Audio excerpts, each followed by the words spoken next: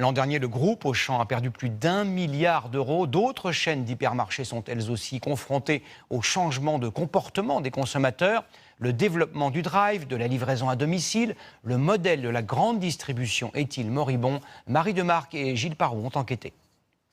Des rayons à bas prix sur plus de 1500 mètres carrés, c'est la promesse des hypermarchés. Un succès pendant près de 30 ans.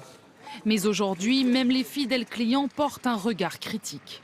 Je me suis rendu compte qu'à chaque fois que je fais mes courses dans les grandes surfaces, j'ai toujours un ticket qui est excessivement cher.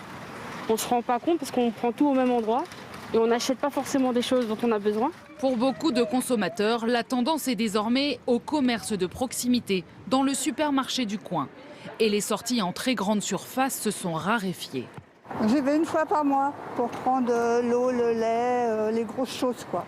Certains n'y ont même jamais mis les pieds. Question de génération. Je pense qu'on a moins de temps que nos parents. Je pense, c'est une question de temps. Avant, on prenait 2 heures, on allait faire les courses à Auchan. Maintenant, c'est plus une demi-heure. Vous voyez, là, je suis au boulot, je sors du boulot, je passe 5 minutes, je rentre chez moi, je retourne bosser, je fais 2-3 trucs comme ça, quoi. Mais après, les gens se font beaucoup livrer aussi. Avec l'arrivée du drive et des sites de vente en ligne depuis une dizaine d'années, les enseignes traditionnelles de la grande distribution se sont fait bousculer par de nouveaux concurrents. Si un magasin, c'est tout simplement un alignement de gondoles, je suis mieux sur mon canapé à commander sur Internet. Aujourd'hui, les hypermarchés doivent se demander pourquoi je vais aller chez eux. Si on me conseille, si je peux essayer les produits, si je peux les toucher, si les rayons traiteurs sont superbes, là je vais venir. Il faut proposer autre chose. Les enseignes qui ne se rénovent pas vont disparaître. Pour se moderniser et s'adapter aux nouveaux modes de consommation, certains hypermarchés innovent déjà, comme ici au Luxembourg.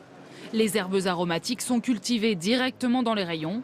Le pâtissier cuisine sous vos yeux, comme dans les grands restaurants, et il s'occupe même de vos enfants. Dernière curiosité, cette salle de sport installée dans l'hypermarché. Objectif de tous ces investissements, rajeunir la clientèle pour attirer davantage les 25-35 ans, ceux qui passent le plus de temps à faire leurs courses derrière les écrans.